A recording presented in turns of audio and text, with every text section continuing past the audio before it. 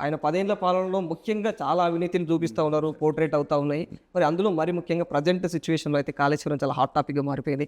కాళేశ్వరం వ్యవహారంలో నిజంగా అవినీతి కేసీఆర్, హరీష్ రావు, సంతోష్ రావులు అన్న కోణంలో, అంటే సంతోష్ రావు రీసెంట్ వరకు తెలీదు, రీసెంట్గా ఇప్పుడు కవిత చేసినటువంటి సెన్సేషనల్ కామెంట్స్ తర్వాత సంతోష్ రావు కూడా ముఖ్య భూమిక పోషించిండు ఆ అవినీతిలో అన్నట్లు తెలుస్తుంది. సంతోష్ రావు పాత్ర ఏమిటి? ఈటెల రాజేందర్ ఈ ఏదైతే పీసీ ఘోష్ కమిషన్ ఏర్పరిచిందో ప్రస్తుత ప్రభుత్వం ఏర్పరిచిన తర్వాత ఈటెల రాజేందర్ను కూడా పిలిచింది, ఏది వివరణ ఇవ్వలేడు, చాలా సైలెంట్గా ఎస్కేప్ అయిందని తెలుస్తుంది. ఈటెల రాజేందర్ పాత్ర కూడా అందులో లేకుండానే ఆ కన్స్ట్రక్షన్ జరిగిందంటారా? కాబట్టి ఫైనాన్స్ మినిస్టర్గా ఉన్న రోల్ చాలా లిమిటెడ్ అండి నాకు తెలిసి. నేను క్యాబినెట్లో, అంటే నేను ఇక్కడ స్టేట్ గవర్నమెంట్లో పనిచేసా, గవర్నమెంట్ ఆఫ్ ఇండియాలో కూడా పనిచేసా. అక్కడ సీఎం అనేవాడిదే ఒక నిర్ణయాత్మకమైనటువంటి రోల్ ఉంటుంది.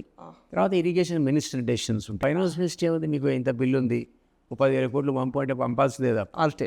అంతమించి ఏం చేస్తాడా, నేను పంపను అంటాడా. ఆ ప్రభుత్వంలో భాగస్వామ్యం ఉండి ఇక నిజంగానే 10,000 కోట్లు ఇవ్వకూడదు ఈరోజు. అవును, లేదా ఇంకా రకరకాల అవసరాలు ఉన్నాయి, ఎట్లా చెప్పగలుగుతాను? అవును. సో నువ్వు సీఎం కాదు, ఇరిగేషన్ మినిస్టర్ కాదు, ఎట్లా అంటాడు? సో ఆయనకున్న రోల్ ఓన్లీ పోస్ట్ మ్యాన్ ఉద్యోగం లాంటిదే ఫైనాన్స్ మినిస్టర్.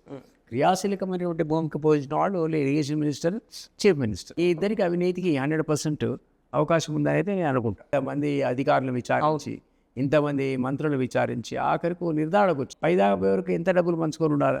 కవిత అన్న దాంట్లో ఖచ్చితంగా అవినీతి జరిగిందనే మాట మన అందరికీ తెలుసు, కొత్తగా చెప్పక్క మాకు అనుకుంది ఏం కాదు.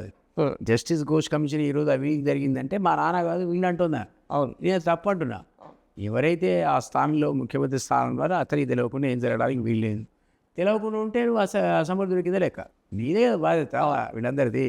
హరీష్ అవినీతి చేసినా, ఈటెల రాజేందర్ చేసినా కంట్రోల్ చేస్తున్నాడు నువ్వు కదా. నువ్వు నేను నమ్మి కదా మనం అధికారం ఇచ్చి. అవును, మరి నువ్వు ఆ రోల్ ఏర్పాటు చేయకుండా నాకేందులో తాగి పడుకున్నా అంటే ఎట్లా? అవును.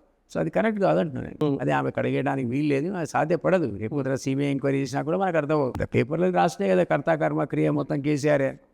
ఆ దాంట్లో వాటాలు పంచుకున్న దాంట్లో ఉంటే ఉండదు చూడు, 5 పైసల వాటా, 10 పైసల వాటా. అందులో కాళేశ్వరంలో పైసా వాటా అంటే 10,000 కోట్లు.